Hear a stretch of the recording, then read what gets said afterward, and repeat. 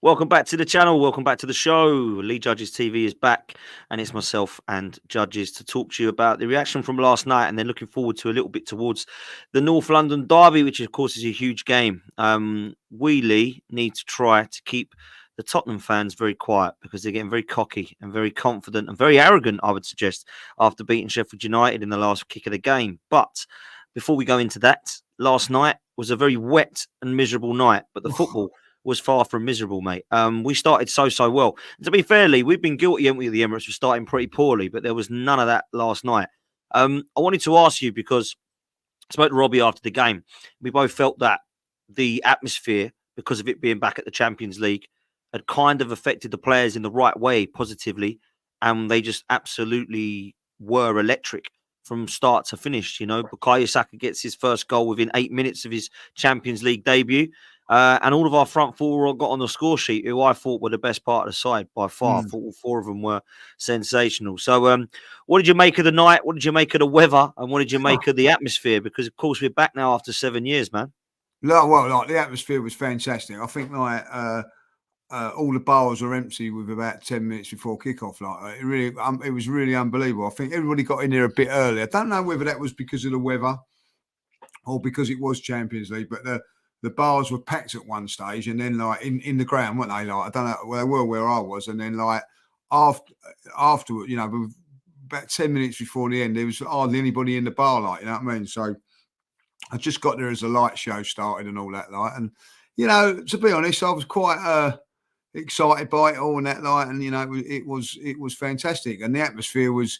Look, listen, I don't care if it's Champions League or whatever. I mean, the atmosphere at the Emirates is second to none at the moment. It really is rocking, the whole place. And, listen, I've been to European games, Champions League games, Europa League games, and I've always walked out of them, Dan, saying, wow, how noisy were the away fans in the foreign fans, wherever we gone, they've been always loud. And I didn't hardly hear them because Arsenal drowned them out, and they've not done that over the years. It's always been wow, they were loud, and I wish we was like that. And we've got an atmosphere now which we should be very, very proud of. Every Arsenal fan, as you know, I go in the club level and all that. They're all singing it in there, Dan. When the songs come out, everybody's singing from wherever you are. It's not like, do you know, back in the old days, they used to have the North Bank and the clock end they used to sing, and the west side and the east side a little bit quiet. It ain't like that no more. It ain't like that no more. I was watching, the east stand singing and getting up and singing. Everywhere you go, it's an absolutely incredible atmosphere at the moment. And I've got no doubts on Sunday to be even going up a notch, So, but the weather, I cannot remember the last time I got soaked at the Emirates. Like that. Not like that. I've been wet before, but not like that. Not like that. I can't remember the last time it sort of rained when we come out. We was trying to think of it yesterday. Last season, I don't remember one like that. No, I don't think there was one. And where I sit, because I'm on row 8, so I'm just a little bit under the cover. But the problem is, what way the wind blows depends on how wet you get or not. And I got away with it. Our end at the North Bank got away with it for most of the game, until probably the last injury time minutes, where people just decided that we won the game and most people were starting to get out and get dry. But when I literally stayed in and I thought, wow, I mean, seriously, wow, that come down, the heavens opened, so to speak. That it was unbelievable, wasn't it? I'll tell you what, you couldn't go 5 yards. If you went out there for five, at one stage, it was coming down so heavy. If you'd have gone gone out there for 5 seconds and come, it's like having a shower. Yeah, it was. With your clothes on. It was incredible, but it didn't dampen down the spirits of everybody. It was just a wonderful, wonderful performance. I think we needed that performance, Dan. I'm going to be really honest. How can I say? I've not been overly excited about our performances. The results have been good, but I think there's always been. We played well at Everton, but we didn't really create many chances yesterday. And I felt we opened them up on time and time again. Maybe a schoolboy error for them that they didn't double up double up on Saka, which every other team has done so far this season. If you don't double up on him, that's what happens. And then, I'm watching Jesus yesterday, like, what I mean? Incredible. He was incredible. I honestly, was he really doing that sort of stuff at Man City? Because if he was, I weren't noticing it. Or has he just improved since he's come to Arsenal? He's the main man there, but unbelievable yesterday. When we signed him, I said, "Oh yeah, he's good." I never realised he was this good. And this is like just coming back from injury, Dan. He's only what? Yeah. That was his first start, wasn't it? Yeah. Of the season, you know what I mean? Yeah, because he's missed the Champions, the Charity Shield, and last game. Yeah, the last game was in America. So, and, it's breathtaking. Can he get better? I think he can. Well, listen, on Jesus, I said to Robbie as well yesterday, like, I think some people do disrespect Eddie a little bit. Don't get me wrong. He's not my favourite player by any means. But you can see why people doubt that he's going to be good enough long term when this guy comes in the side, because he's levels, mate. Levels above Eddie. I'm sorry, Eddie. You do well. You're a good lad. And you always give 110. And I always respect players that do that. But you're just nowhere near as good. And that's just facts. That's not being mean. That's just facts. Gabriel Jesus is a better footballer than Eddie Nketiah. And that's why a lot of people seem to think that, they're being harsh on Eddie. They're actually probably not being too harsh on Eddie. There are some people that they've got a bit of an agenda and they disrespect him. But there are people that just say, look, I like Eddie, but he ain't no Gabriel Jesus. And performances like last night, when he's involved in every single goal, he scored my favourite goal of the night. I thought it was a fantastic ball. But that first touch and that shot from Gabriel Jesus was world class, mate. It was absolutely superb. So I thought he was probably up there for one of the man of the match awards. He could have given it to 3 or 4 last night. Yeah. Personally, I've given it to Erdegaard over him, but I must admit, I thought he was right up there. And I think now that is the perfect performance that you want to see going into the North London Derby, Lee, innit? 100%. That's built me up with the confidence to say, right, we can, because there's been a few doubts in my mind, thinking, if we don't play well, this is going to end. I know now, if Arsenal turn up and they put in a performance that front four, we'll win it. I know that now because they won't be able to handle us, like, you know what I mean? And I know what you're saying about Eddie. Listen, I think you got to give Eddie a compliment that he has replaced Jesus at times, and there were times when we were saying, well, we didn't miss Jesus, you know what I mean, when you see performance like that. You've got to give him his credit. But it's just, that was levels that I've not seen for a very, very long while. Those levels of forward play yesterday was like back to the days of Thierry Henry and guys like that. Like, do you know what I mean? Like, it was sensational. Him and Erdegaard yesterday were unplayable at times, Dan. I have to say that. Listen, we're just talking off air.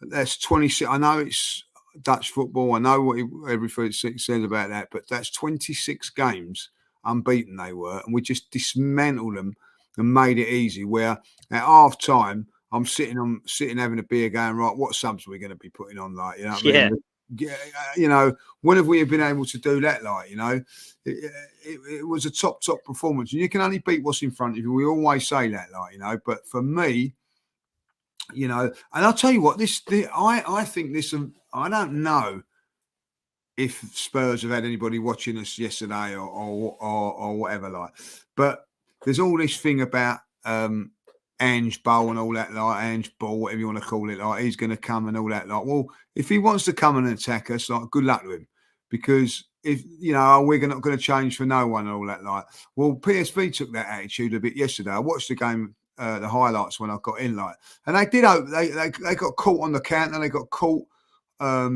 being played through the lines because they did attack us, Dan. You know what I mean? They showed some sort of intent to come there and get a result. Now, Tottenham have been saying that that's what they're going to do all the time. Like, well, if they're going to do that, beware, like, you know what I mean? Because if we defend properly and we play like that, we'll expose any team that does that, like, So, I'm now excited for the game. Still nervous because it's Spurs, you know what I mean? And like the consequences of defeat, I think, are a lot more severe than any other team, like, So, but after that performance, we produced as I thought we was brilliant yesterday, like, you know, and give me the confidence going into to the weekend and beyond. You know, forget, you know, not just the Spurs game. After that, we've got Bournemouth away, then we've got the Lons, and then we've got Manchester City before the international break, and then after the international break, Chelsea away. Massive few games coming up, like, you know, and no bigger than the North London derby, of course, but then our next home game in the league, Manchester City. So this next two home games could define where we are in the season, Dan, like, and what we're going to be, and are we going, you know? But you imagine if we can beat Tottenham. Our next two home games are Tottenham and Man City in the league. That's it, yeah. If we can go and beat Tottenham, go and beat Bournemouth, and then beat Manchester City. Whew, well, you know what I mean? Like, that would be an incredible start, better start than we had last season, and we've not been as quite as good, if you know what I mean, as last season, but yesterday was, you know, was brilliant. I have to say that, like, and some of the performances, you know, Declan Rice again, you have to give him his credit. Thought he was fantastic. Odegaard, magnificent. Saka back to his best, as we said there. But defensively, Dan, I'm going to have to say it. You know, I didn't agree with the Raya decision. Like, you know, I was gutted, shocked that Ramsdale wasn't in. I genuinely thought Ramsdale were playing this game. I really did, like. But for me now, Ramsdale has been dropped harshly. Yes, you know what I mean. Like, do I think he deserves to be dropped? No. But Raya's come in and, you know, first clean sheet at home this season. Just as much play as other teams like Fulham and Nottingham Forest and Manchester United, if you be honest, like, you know, and we've kept a clean sheet. So everything that you wanted today for a game was there, you know, defensively very, very sound. And the goalkeeper behind them was, you know, unflustered, and you have to say that, like, you know, so be an interesting one on Sunday, but I fully now expect Raya to come into that team, and I fully expect, if he's going to be as ruthless as he is with the goalkeepers, to be ruthless with Vieira now and Havertz, and Vieira come straight back in, because again, Vieira shone a little bit like yesterday. I thought he was very, very good against Everton. Didn't deserve to be dropped. Rotated, yes. I don't think Havertz done enough to kick him out of the team. That's my opinion. So, you know, if he's going to be ruthless with the goalkeeping situation, I'll be very, very interested to see if he's going to be ruthless in that area as well, Dan. Yeah, listen, there's quite a lot there that you've touched on in terms of player personnel, and I agree with it all.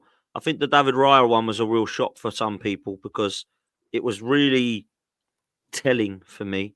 Mikel Arteta, sometimes what he says, you don't quite get it until a few days afterwards. But he said something a couple of days ago which was really ruthless now. And it was, I wanted to play him a couple of games ago, but I didn't. Now I've decided to bring him in. And I thought at the time, like everybody, that just meant he was going to rotate him. But what that actually meant now is Aaron's my number 2 now. And I think now you've seen, unless he plays on Sunday, which will again be telling, if Ramsdale comes in on Sunday, I think David Raya is a better goalkeeper than Aaron Ramsdale. Not by much, but I do think he is. I think when you compare the two, they're very, very even in most of the departments, other than a couple. And I think that there's command of area and distribution that David Raya just wins on. And I do think overall his personality and the aura about him is a lot more calming and composed somehow. Now, I understand in the same light and the same breath as that David Raya hasn't really been massively tested yet, if I'm honest. I don't think Everton and PSV are the two games that we start to look at how fantastic he is. I think that if Raya plays on Sunday, perhaps that will be the biggest test for him, right? But I will say that I do think David Raya is probably the goalkeeper that Mikel Arteta now sees as the number 1. And it's really telling for me how he's come in the last couple of games. As far as the other position... No, go on. You disagree, you say? Oh, now I'm agreeing. Oh, you are agreeing. And I think that the other player that I think we haven't mentioned that does need one, because I'm with you on the Vieira Havertz thing, by the way. I didn't think Havertz was poor by any means. Thought he got involved. Thought he linked up well. Should have scored. Couple of chances he had, but I do like some of the way that he plays. But for me, Fabio Vieira deserves to get in that place now. If you're not going to play Jorginho and you're going to play another attacking 8, for me it has to be Fabio Vieira, and I do think it will be against Spurs. I think it will be Fabio Vieira. But the player I want to mention, Lee, has come in the last couple of games, and for me, he's been one of the best players on the pitch 2 games running, and that's Trossard.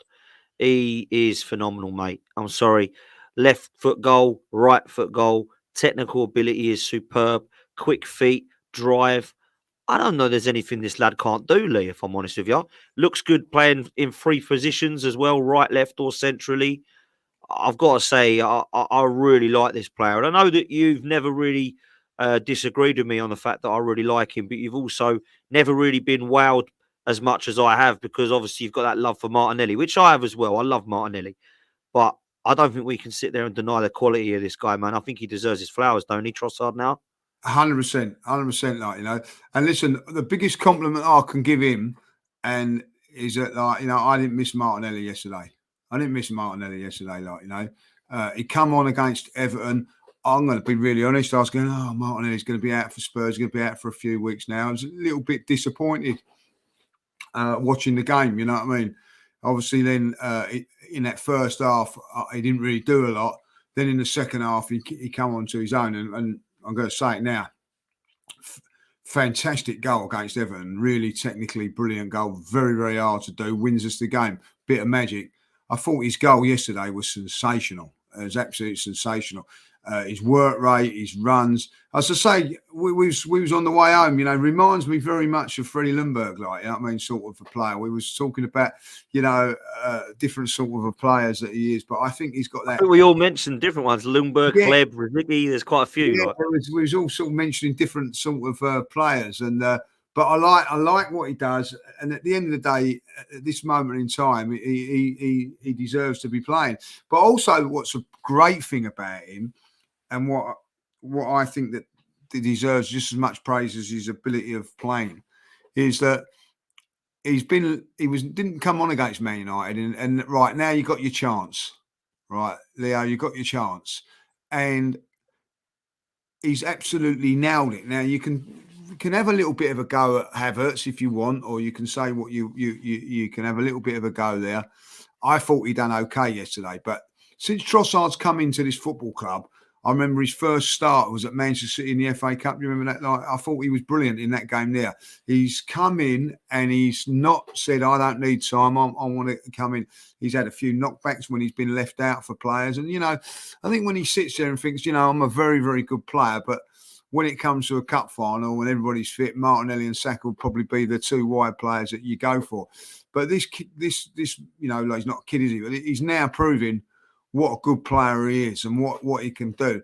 And listen, the biggest compliment I can say is that Martinelli's gone out of the team, and I think, as we both do, he's a fantastic player. But the drop-off is minimal. You know what I mean? Like, you could argue, you know, and say that Trossard deserves to be playing in front of Martinelli or whatever. Like, you know, this is what the sort of player, and this is the squad player or player that we've needed for a very, very long while. I think he can play all 3 positions as well, you know. So, and yesterday, I think it was a real telling performance. And I can tell something else, Dan, I think it was more telling, was when he took him off, because I think that, you know, he knows that he needs him for Sunday.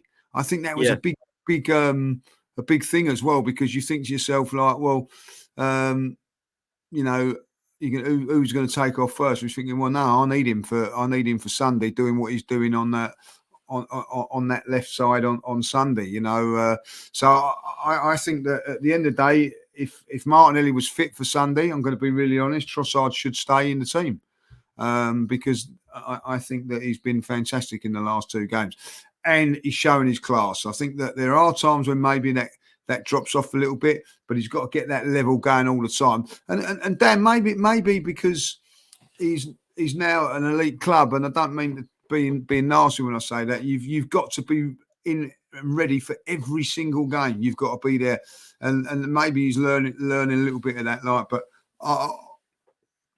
couldn't speak highly enough of his performance today. Probably like, overshadowed by Jesus and Odegaard, really. But, I was up there with Saka's performance. Them four yesterday. They were unplayable, Dan.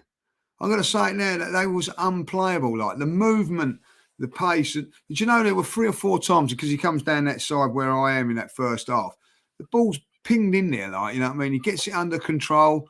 It was a super performance from him, like. Yeah, he was outstanding. And, here's to theirs, put in the chat, a great point is when Martinelli comes back, perhaps he goes into the Fabio Vieira role and gets ahead of Vieira and Havertz now in the attacking 8. There's an option there, isn't there? So, without a doubt. Without a doubt. He, for me, I think, has been overshadowed and overlooked by many football fans as being a very important signing for the Arsenal in January. He came in, and I wanted to ask you lastly on Trossard, what do you make of the statement Arteta hasn't treated him very well, or Arteta's treated him fairly? I've seen this a couple of times. Trossard's proving Arteta wrong. Trossard's proving why he should have been starting before. Arteta got it wrong. Last season, he hardly played him, and all that kind of stuff I kept hearing. And I kind of get it to a degree, because he got Player of the Month. He scored, I think he made 3 assists in the first half, which is never done before against Fulham. Got Player of the Month. We didn't see him in April or May, really. Couple of cameo performances. Had a brilliant pre-season. Still can't get in the team ahead of Havertz or Vieira already. So I get what people are saying. And I think what he's actually done is actually quite remarkable, because I've got no doubt as a professional footballer, he's sitting there going, not quite sure what more I can do here, but I'm going to keep going. I'm better than Havertz. I'm better than Vieira. I'm better than Eddie. And I'm going to go and prove it. And let's be real, he's left all 3 of them dead in the water for me. Because if you're telling me now which one am I starting, it ain't the other 3. It's him. 100%. Yeah, I get that. He didn't really produce. Was it a game against Fulham up front? Yeah, but no one did, Lee. They're all rubbish. No, but I don't think that's his position. I think he is wide right or wide left. You know what I mean? I know you said about the number 8. I've seen him playing there in pre-season and done well, but ultimately he's up against Saka and Martinelli. That's his problem a little bit. But I think at the end of the day, he has been a bit harshly treated a little bit like. And when you're a player and you see other players getting a little bit more, not love, but you know what I mean, like getting a little bit more game time than you when probably ain't deserved, it can be a little bit hard to take a little bit, when you think, well, I am a good player and all that. And what all you can do is when you get your chances, go out there and do it, keep doing it. And I think that is, I was talking about man management of Arteta and what he's like. There's a lot of people bring that up and criticise him for that. And I thought after the game, I sort of focused on Arteta yesterday and on what the relationship was with the players, because, with the Ramsdale situation and all that. I have to say that all the players were embracing him, you know what I mean? And he was getting involved with it and all that. So whatever he does, or whether you think he's mean or you think he's strict or whatever, he's got the respect of those players. He's got them all on board. Whether they like him or not, they don't show it. There's a lot of thing when a player comes off. There's always a hug from the manager. There's no one at this moment in time throwing their tape at him or throwing. There's a warm embrace with him there. And I don't know if that's been built with the discipline of other players being sacrificed or whatever. But I have to say, I was very, very impressed with that yesterday. And after the game, embracing players. I noticed yesterday that El Neni didn't get on, and and there was an embrace from him. If you ain't got on in a game, you could actually think I'm a little bit peeved off or whatever, regardless of circumstances. Didn't show that. Jorginho, who's been about for a very, very long while, hasn't had a start this season. If you just take him, for instance, I thought done fantastically well at the end of the season. A little bit like Trossard was brilliant towards the back end of last season. Hasn't had a look in this season. Declan Rice has come in and jumped over him and all that but seems to be happy with what the situation. I was watching him at the end. I love the way he was dictating the game again, and at the end, embrace from Arteta and all that. So whatever Arteta's doing, he's doing right, Dan. You know what I mean? And Yeah. you could probably might even think that maybe like Trossard attitude may have dropped a little bit. I don't know. I'm just saying, and look at him now. So whatever's happened, he's done it fantastically well. Well, one thing we don't know is what they're doing in training. That's what we always say. We don't know who's training well. We don't know who's not performing. We don't know who's not focused. So we can say that. I will say, in terms of questioning the manager for that point, I will praise him for the point that he did take the players off yesterday who needed to come off. And I know that it took a while for some people, but 55 minutes onwards, he's got them off and he's won the game. And it was the right players to come off, Lee, which was key. The one I was really looking forward to seeing, it weren't Saka, funny enough, because I knew he'd come off. It was Rice, because I really think we need Rice desperately at the moment. And he's the one that come off, and I thought, yeah, because you remember Granit Xhaka played 90 minutes every game, didn't he? He was phenomenal. And I thought Rice was going to be like that, because Rice seems that sort of character that can just keep going and going and going. But to take those two off, to take Zinchenko off, Trossard you mentioned, Tomiyasu coming on, and the players coming on as well was really good as well for me, getting minutes like Vieira, Smith Rowe, Nelson. Good to see both of them come on and actually look quite sharp, the pair of them as well, which I thought was really important. I think it was perfect all round, mate. Perfect performance from the players, perfect from the manager. Really clever to take the players off that he did. Really good to see the players coming on that he brought on.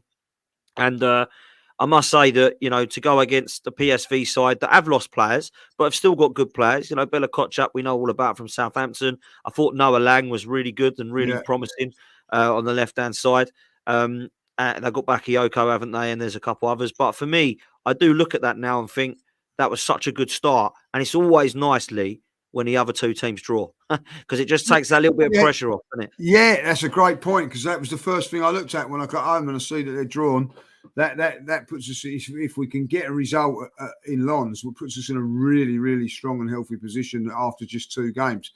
So that becomes a very, very important game now. And I think that, if we can get the result there and then beat Seville, we could actually be in an unbelievable position after 3 games, where we're virtually safe. That would be a unexpected bonus, Dan, if that could happen, but yeah, I think that, like Declan Rice, let's just talk about Declan Rice, this time, last year, and if Thomas Partey was out of the team, we'd be, like panicking and moaning and groaning and all that, and he was sensational for us last year. We haven't missed him, Dan. We've not missed him. Haven't. We, and that's a compliment of Declan Rice, and I certainly, when Thomas Partey weren't in the team yesterday, I'm not having kittens about it, and certainly not at the North London derby, which is unbelievable thing to say. Like 6 months ago, that you'd say that. So incredible. Well, just the signing of Rice has been it's just been an incredible signing, and I think that if you look at those 4 players that we talked about, and were all fantastic yesterday, Trossard included in that 4. They've got to have a platform and someone to base that off of, and it's him. Because what he does there is he wins the ball back, plays it into, and I was watching his passing range yesterday. A lot of forward passes and things like that, getting it forward, getting the balls forward, and breaking up play. I thought was brilliant in there, like yesterday, and I've been really honest with you. He has to do a little bit more of a bit more work rate than probably Thomas Partey had, because Thomas Partey had Xhaka in there, who was a little bit more solid of a player than what he's got in Havertz and even Odegaard. But in saying that, they might not be the physicality of that type of player, but they get back and work very, very hard, nick the ball and everything like that. So, but yeah, Declan Rice has made a big, big difference to the squad and the mentality of this football club at this moment in time. And long may that continue. And as I say, like the substitutions, and this is where Havertz comes into to play a little bit, because you could actually keep him on the field and get another substitute on by putting him up front. And he actually went up front and done very, very well. But you're thinking, we'll take, if you could take Havertz off, you get, but no, we're going to rest Jesus. That means that we can get another player in, and I thought that was a very, very good move. Eddie didn't come on, which he'd be disappointed about, but does that mean he's going to be involved in the North London derby? I think that he will be. Last 20 minutes of the game on Sunday, or even a little bit longer, he'll be definitely in the coming on, like, you know. So, listen, I think everybody that got a rest yesterday. The only one that didn't get a rest was Odegaard. But if you remember rightly, on a few occasions, Odegaard's come off in games. Yeah. So, you know, perfectly managed by the manager yesterday. I thought we got everything spot on. You know, as I say, we go back to the Raya thing. It was a difficult decision. He got it right, Dan. Like, you know what I mean? Yeah. So he made that decision, and he got it right. Just push it out for the super chat, like, you know what I mean? So and Thierry Henry said it on CBS show. By the way, do you ever see clips of that CBS show? Yeah, like, brilliant, I mean? Brilliant, absolutely brilliant. Like, you know what I mean? They've jumped on, fell on their feet there, Thierry Henry and Jamie Carragher and Michael Richards. I have to say that. He said, Arteta thinks Ramsdale got us to the Champions League football, but now Raya is to take us to the next step to win it. Harsh, if that's true. Harsh if it's true, but you can't argue that. I watched it. I watched the clip. It was about 8 minutes worth on YouTube. Well worth a watch. Peter Schmeichel and Robert Green are basically talking about that situation with Raya and Ramsdale, and they're saying that they're not quite sure that there was any need for it, and that it could be an unnecessary thing for Arteta to do, putting pressure on himself with. And Jamie Carragher just totally disagreed and said, look, Arsenal are never going to win a Premier League with Aaron Ramsdale in goal. Maybe it's harsh, but Peter Schmeichel said, I disagree. I don't think there's much difference between Ramsdale and Raya. I disagree. Jamie Carragher said that Raya definitely is a better goalkeeper, and that's why he's bought him. And Thierry Henry said, whether or not you agree or disagree, Mikel Arteta believes that he wasn't going to win a Premier League with Ramsdale, but he was going to be able to get into the Champions League with him. And now he's going for a title. He's got David Raya. And that's a good debate. You know, neither of them are right. We don't know yet, do we? We don't know if any of that's right. That could be complete garbage, or it could be actually facts. We go and win a title with David Raya. Jamie Carragher's right. We don't get it. We get top four. Then we could have just got Ramsdale in goal. For me, I like it. I don't understand the craziness about this league. This has been done before, you know. It hasn't been done for 4 or 5 years in a row, but I have seen Cech and Courtois at Chelsea before. I have seen at Arsenal, you know, Leno and Martinez, and I have seen Cech and Leno. And now we're seeing Raya. We saw Ramsdale and Leno. Now we're seeing Ramsdale and Raya. This isn't like a shock. This isn't like, wow, this has never been done in the history of football before. What it is going to be is if we can keep these happy for 5 years. I disagree that we will. I think one of them's going to want to go and play. But for now, I'll just enjoy it. And like you say, Raya goes down at the weekend, Ramsdale comes back in, and we're all fine. Do you know what I mean? Like 100%. And you're dead right what you're saying there. This has happened before, but it don't happen long term. It happens for a year and then it has to be moved on, like, you know what I mean? But so while we've got these two goalkeepers, you know, let's enjoy it. Listen, when Ramsdale was playing with Leno the season before, when Ramsdale got a little injury or something, or was going down, I wasn't panicking because I knew that Leno could come in. There was a game, I can't remember when it was, when Ramsdale was ill or something like that, and Leno come in, and he was superb. Yeah. Do you remember it? Like, you know what I mean? Like, it weren't panic stations. Last season, when there was a couple of times Rambo was going down, and all that, I hope you ain't injured. I hope you ain't injured because we've got Turner coming in there. But like, to be fair, Turner has produced some good performances at Forest, I have to say. But Villa away, thank you very much. It was Aston Villa away. Do you remember? Like, that's you know, right. I mean, it was a difficult game, and we went there and won. And I remember he made an unbelievable save right at the end. Do you remember? Right at the end, and Ramsdale come on and they was celebrating together and all that. Like, great memory. That is a great point. Yeah.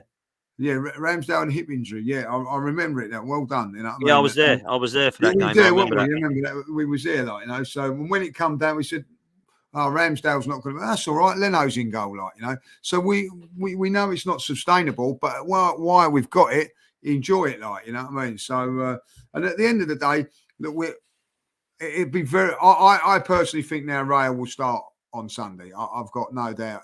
I think that's where Arteta go. But if Ramsdale comes in, I've got no problem with it. Like, you know what I mean? I've got no problem with it either way now. I felt that Raya has done well last night. Difficult decisions, didn't get tested enough, but what he done really, really well. Like, you know what I mean? So, and we'll have to see how it goes from there. But we've got two good goalkeepers, so it's something that we should we should actually. I know, like I feel for the two goalkeepers, and I do feel for Ramsdale at the moment. But from a selfish point of view and an Arsenal point of view and a fans' point of view, we've got to say, like, this is something that don't happen very often. So let's enjoy it. Yeah, 100%, man. Listen, let's turn our attention to the weekend. Big game as ever. I had an interesting conversation with a few lads yesterday after the game, and they said, "Look, I hope Tottenham play this handball against us because I fancy us now.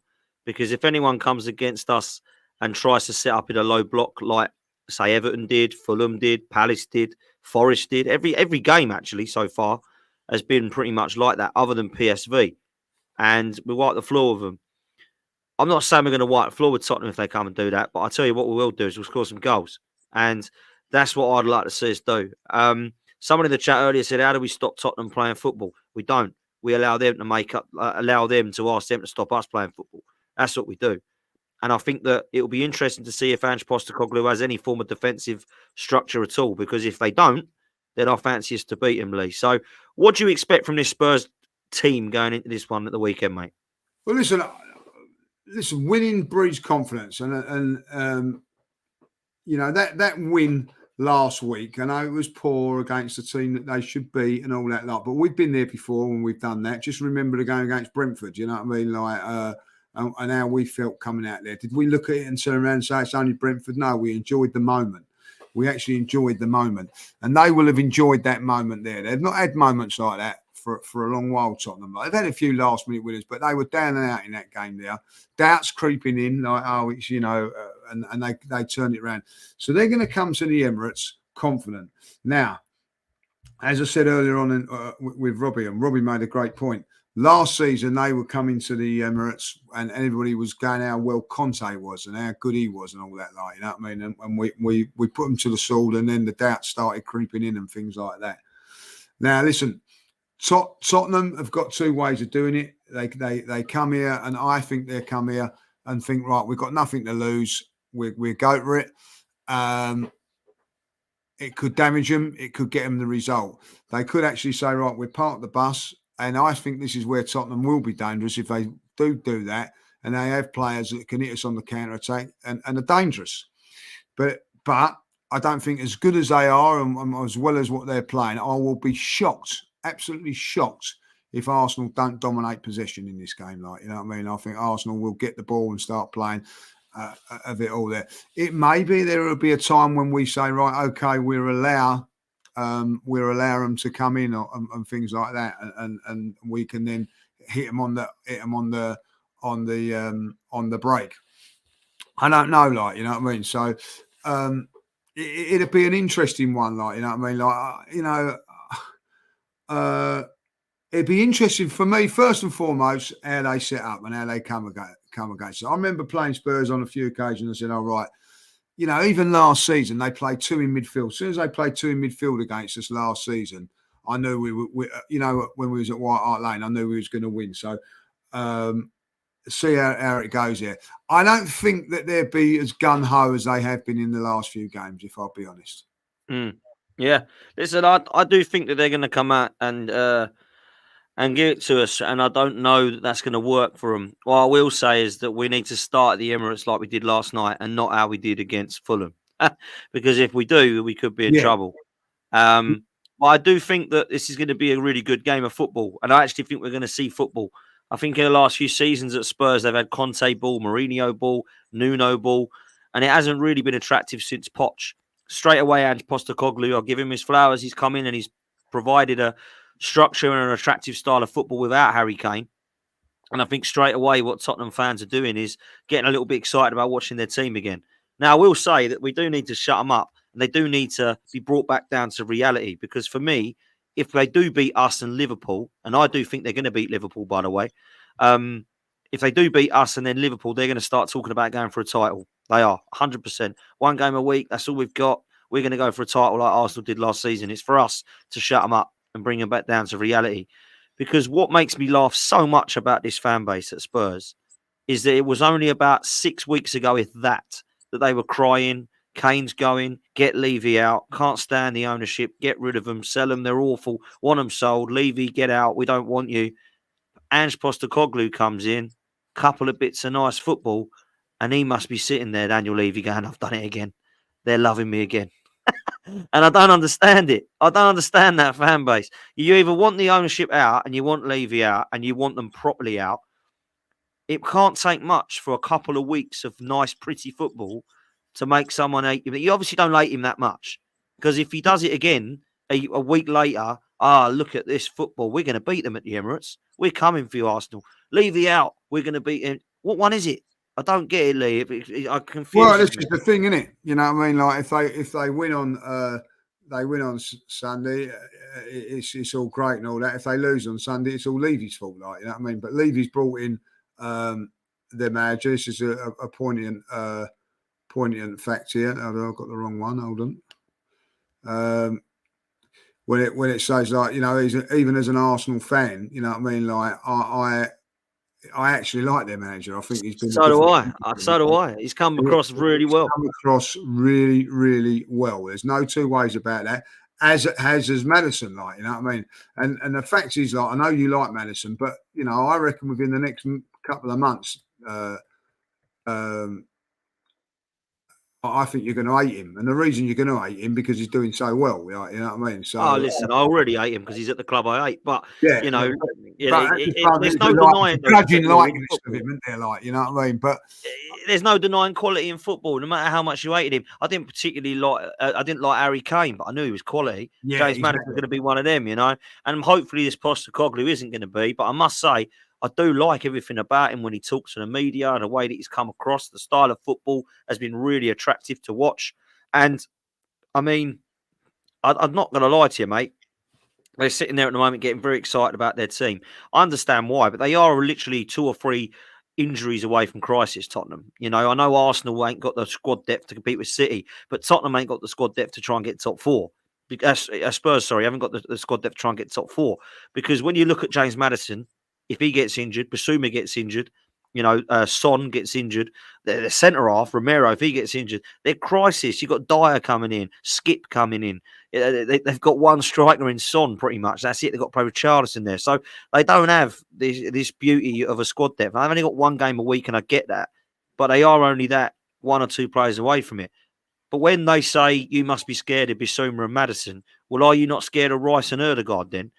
You know, are you not scared of Saka and Trossard and Jesus? You know, it works both ways, Lee. Oh, of course. And listen, at the end of the day, I don't care what anybody says. Arsenal are the better team now. Like, you know what I mean? I'd rather have our players than theirs. You know what I mean? If I'll be honest. But that doesn't mean to say that you can win this game, because there were times when Spurs were better than us, and we still got the better over them. Like, you know, we've got to turn up, Dan. It's simple as that. We've got to turn up and produce a performance that's going to be near as good as perfect. And if we do that, we'll beat them. I'm with you that if we don't win this game, it's worse for us than it is them. I think if Arsenal win this game, I think that, you know, they dust themselves down and go, oh, well, you know, it's take the stick that they have to take. But they would turn around and go, you know, well, it was at the Emirates. It was a difficult game. And I think they dust themselves down, have a week to prepare for the games against Liverpool, because they're not involved in the Carabao Cup. So they've got that. Liverpool will be involved in that, and I fully expect them to beat Liverpool at home. So it'd be a disaster, more of a disaster for us if we lose this game,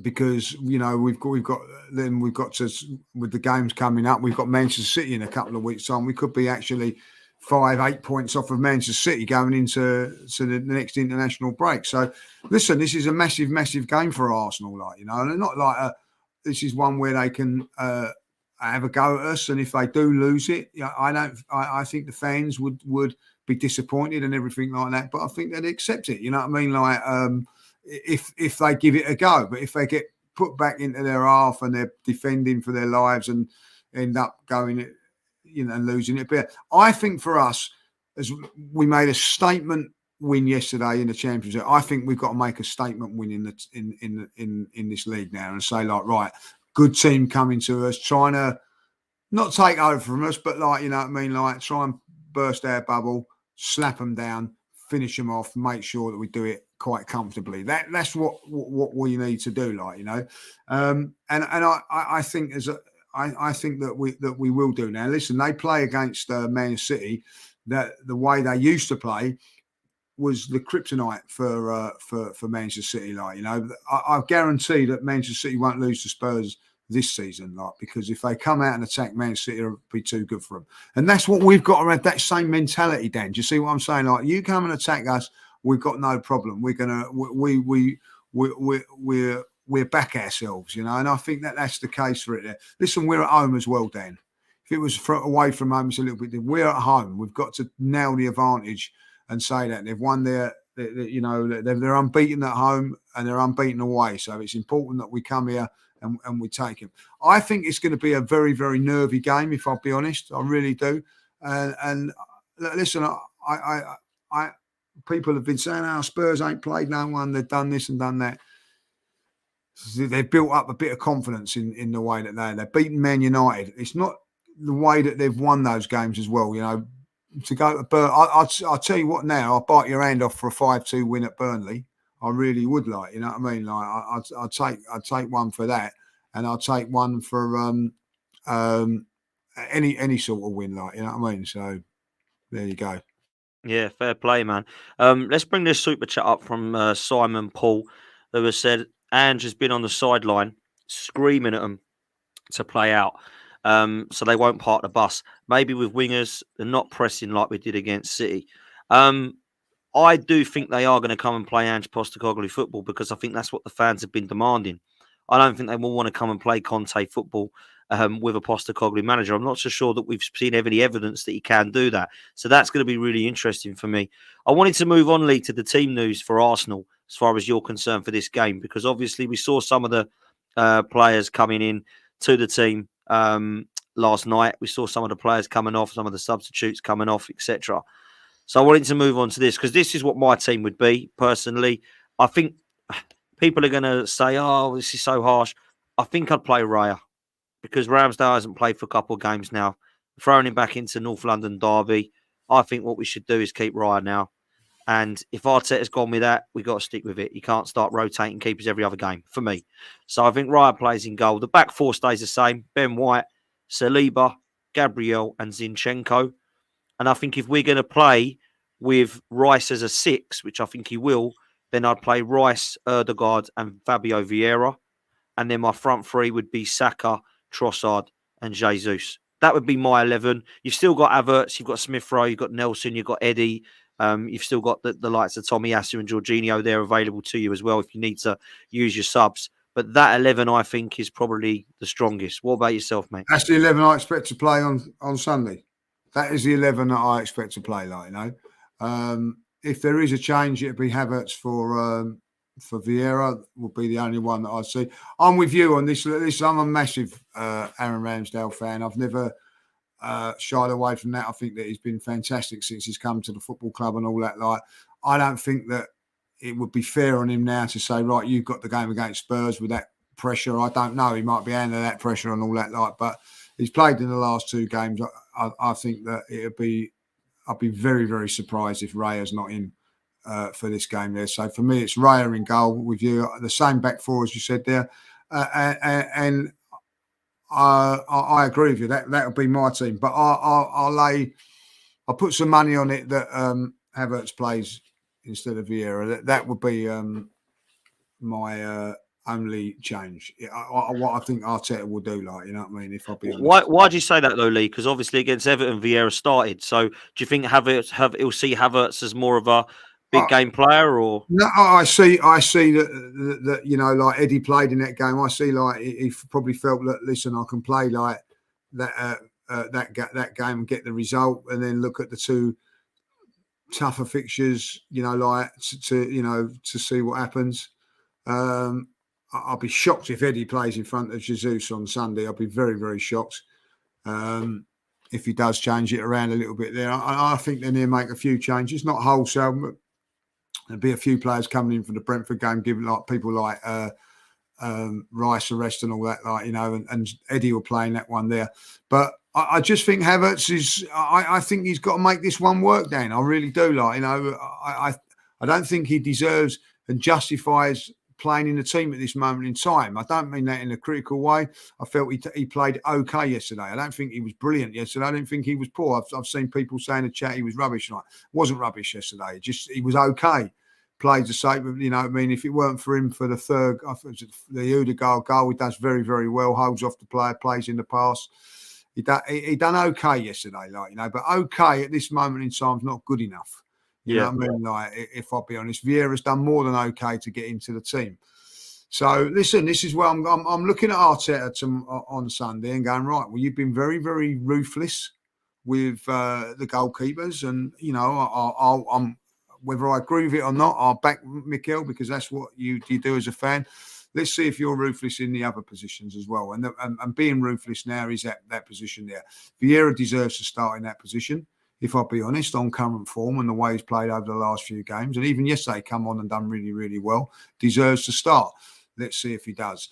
I don't think that he will, but I think that at the end of the day, he does deserve that. I think he will. I honestly do. I think Havertz will drop back to the bench, and I think that what he did was he dropped Havertz, Vieira shone. He then decided to bring him back in to say, this is your last chance, son, shine. And he didn't really. He was all right. He didn't shine yesterday. In a front four that was electric and creative, you would have thought he would have actually had a chance there. He's had everything around him to have a good game, and he didn't have a great game. He was just okay. So for me, Vieira starts, and I think he will give him that respect, and I think he will play him. Listen, I wanted to close the show last 5 minutes talking about Star Boy because Bukayo Saka, I said it on my fan cam, he's getting a lot of stick from neutral fans at the moment. I don't know if it's jealousy or if it's the want for him not to do as well as he has been, but it's just really odd that he has a couple of okay games and then he's absolutely shambles. Oh, what's happened to Saka? He's terrible. What's going on with him? Well, he wasn't terrible last night. He was phenomenal last night, as were our front four. And I just find it strangely that we played 6 games, and I think he's got 6 goals or 6 assists. So he's either set up a goal or he scored one in all 6 games that we've played. He keeps getting assists, he keeps scoring goals, and he's not having a great game. And I actually agree with some of the neutral fans to say that he hasn't been phenomenal. He hasn't been, if I'm honest. He hasn't been outstanding in every single game. But he's still been there or thereabouts. And there's 2 things for this here, Lee, right? I was speaking to Capo Dan last night, who sits by me. Big up Capo Dan, by the way, who I didn't realise actually made that Odegaard song up. Big up, man. Like, fantastic. Didn't even know. Yeah, he sits behind me the whole time, and I didn't even know it was him. He made it up. Oh, but fair play to him, man. That is a good song, and it's now being sung around the whole stadium. He said to me, this is the thing with Saka. How often does Messi not get played and rotated? How often did Thierry Henry get subbed off and get dropped and all that? They never did, because they were the star men. They're the top boy, and that's what this guy's going to be. And I just wanted to run that past you, because I actually think it's a really interesting point. I never see Messi getting subbed. I never saw Henry getting taken off. I never saw best players ever. They played 90 minutes in the important games. And I wanted to get your thoughts on that one, and also your thoughts on why Saka's getting a little bit of criticism. I think he gets a little bit of criticism because we big up our players, don't we, to get to wherever. I remember a few seasons ago, we was having to defend his inclusion in the England team, you know what I mean? People weren't feeling that he should be in the England team. Were saying that Foden should be or whatever. Now they don't say that, so they look on other things, So I think from that point of view, purely jealousy, you know what I mean? Like to have a little dig at, because he's special. You know what I mean? Like let's be honest, he's a special player, and Dan, we're lucky to have him. We're lucky to have him as far as I'm concerned. That's how good he is. I think he's fantastic. I don't think he's world class yet, but he's potentially a world class player. I think within that. When will you say that he's world class? I think after this season, I think we'll be saying it. I really do, because I think it's interesting. I don't know if you saw the chat earlier on our WhatsApp group. Me and Tom Canton talking about world class players, and yeah, I didn't. I haven't read it. The reason I brought it up was because big up the Gooner Talk, by the way, and Tom, as you know, is on Gooner Talk every morning at 8 a.m. So make sure you go check him out. And he mentioned that Arsenal have world class players now, and he said on a chat to me that we've got 8 world class players, and I disagreed because I didn't think that they were world class. But actually, the conversation turned to what is the definition of world class. what is the perception to people of world class? It's different. Some people say world class is getting to a world 11. Others say, no, it's not, because that only means there's 11 world class players. What it means is you can walk into any elite team. No, it doesn't. What it means is you're in the top 3 players in your position in the world. No, it doesn't. It means no one knows what it means, right? What does world class mean? Nobody can tell me. Is Cristiano Ronaldo and Messi world class? No, they're best in the world. They're GOAT level. Okay, so what's the bracket down then? World class. What's the bracket down from that? Top class. What the hell is all this about? Like, for me, are you a world class player? You played one game in the Champions League and you're world class. I don't think Saka is world class yet. I don't think Declan Rice is world class yet. He was telling me that Raya and Ramsdale are both world class goalkeepers. I don't see that. Ederson and Alisson are world class goalkeepers for me, because they've been doing it in the top level for the last 5 years. But then that's my perception of world class. Is your perception of world class? Would David Raya get into the top 10 goalkeepers in the world? Probably. Well, that means he's world class then. So for me, it's really difficult to understand what world class means, Lee. So I wanted to ask you on that. Yeah, well, listen, world class is a difficult thing to say. It's your opinion, what you think is world class and whether or not, like, you know what I mean? Because you just mentioned Ederson and Alisson there. Like, are they world class? I think they are, but only one can play for Brazil. You know what I mean? Like, that's what I mean. So where are we with that? You know, like one's not going to play in a World Cup and things like that. I think that when me of a world class player is something like, if you're a forward or a midfield player, you take the game by the scruff of the neck when it matters and when it does. So, for instance, over the years, I think that players like Scholes, Lampard, and Gerrard would go down as world class. You know what I mean? I would say that. But would you put Fabregas into that bracket? Because probably he didn't do it at club level, was like on the top stage. But then he went to Chelsea and then he went to Barcelona and did, like, you know. And I think Fabregas was a world class player, and people would argue with that. But it's my opinion. Ronaldo and Messi got no arguments with there. But you then got world class defenders and things like that. What we have got is, I don't think we've got one world class player in our team at the moment, if I'll be really honest. But I'm the same as you. Yeah. We have got potential world-class players all over. Now, I'll go through those, and you can go on about the goalkeepers. But I would definitely say that world-class, I would say Saliba. Top class, I would say someone like Gabriel, like, you know, at the end of it there. I don't think, as much as I like Zinchenko, I don't think he's ever going to get to the world-class stage, but bloody hell close to it, like, you know. You've got to be really, really unbelievably elite to get there, like, you know. I do think that Odegaard has got the chance to become world class, as is Declan Rice. I think Declan Rice is probably the closest to it, if I'll be honest. You're right, it's a potential in it at the moment, because we're a young squad, Lee. You know, we're a young 23, squad. 24. You know, I mean, like you have to say with all these players, you know, when people turn around and go, "Is De Bruyne a world class? Is he?" I think so. But was he world class when he was playing at Chelsea when he was 22, 23, 24? No. Great point. Great point. No, but he is now. You know what I mean? So I think that you look at someone like Mbappe, you know, PSG, France, 2021, world class. No argument about that, you know.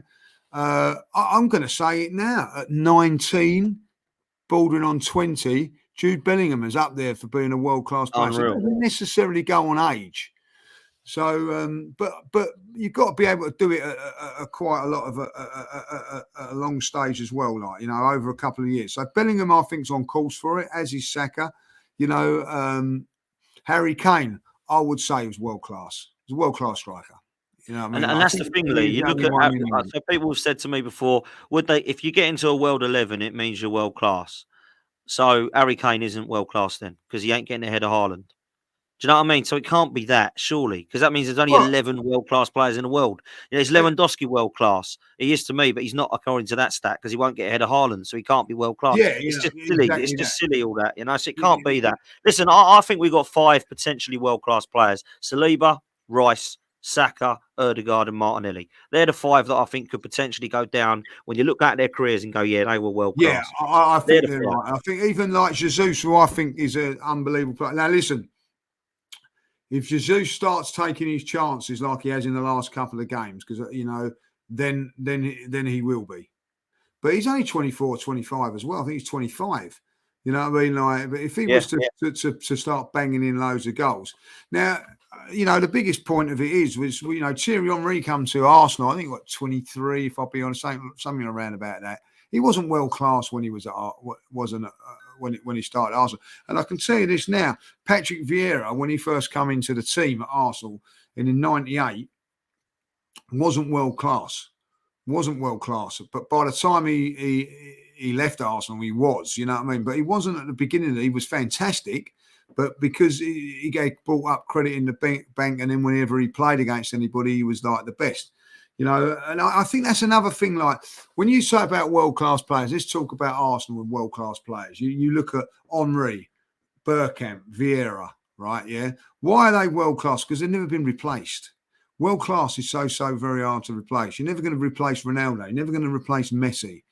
But can you replace a Fabregas? Can you replace a Lampard? Can you replace the Scholes?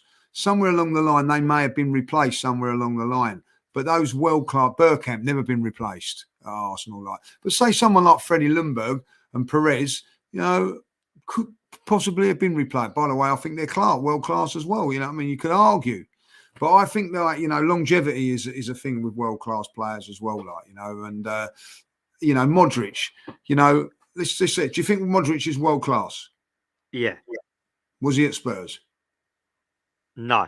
No, and he was 24, 25 when he was at Spurs. So why are we comparing these players now of Exactly. that era? Listen, if Arsenal go on and win the Champions League and England going and win the World Cup, there'd be more than just Saka. There'd be others as well, you know what I mean? So, but at the minute, I think we've got potentially a lot of world class potential in that side. And listen. That doesn't mean to say that because we've not mentioned, I don't know, somebody else coming through that might come, take over the world in the next year or so. I don't know, you know what I mean? Push on and be better than Saka. We don't know, you know what I mean? As I said, Martinelli and Saka are there, but the one that's got the nearest to it is Jesus, in my opinion. If he plays like that every week, Dan, and banging in goals and like that. There will be talk about it, 100%. Yeah, there will, man. Listen, a Tottenham fan in the chat, big up, says, want to be phenomenal. Says, I dare you lot to play that high line football against us on Sunday. Sonny will feast. A doggy will mark Saka out of the game. Bissouma and Sarr will bully Erdegaard, and I can't see us losing right now. Fair play. Listen, I love the compliments and the optimism from you as a Tottenham fan, but I have heard that very, very, very many times before. And we've always done all right at the Emirates, and I'm going to stay confident and optimistic that we're going to win. Lee, I can't leave you. Very bold statement. Udigi, whatever his name is, yeah. Has he played up against anybody like Saka yet? Let's see how good he is for that there. But yeah, and he's been good. He's been good, Destiny Doggy. He has. So yeah, he has been good. He has been good.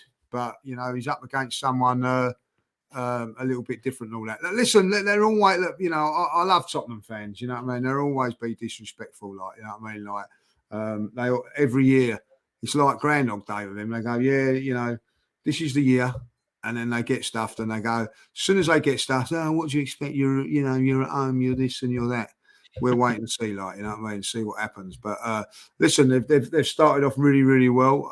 Bissouma, I've always said, is a good player. Likewise. And Sarr's a good player in there, they wouldn't get into Arsenal's team, though, would they?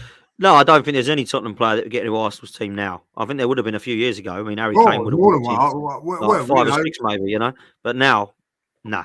I wouldn't have any of them, if I'm honest with you. If Harry Kane was still there, I'd have him. That'd be it. That's the only one. I honestly wouldn't. And I love James Maddison. I do. He'd be the only other one that I'd even consider. The others, nah.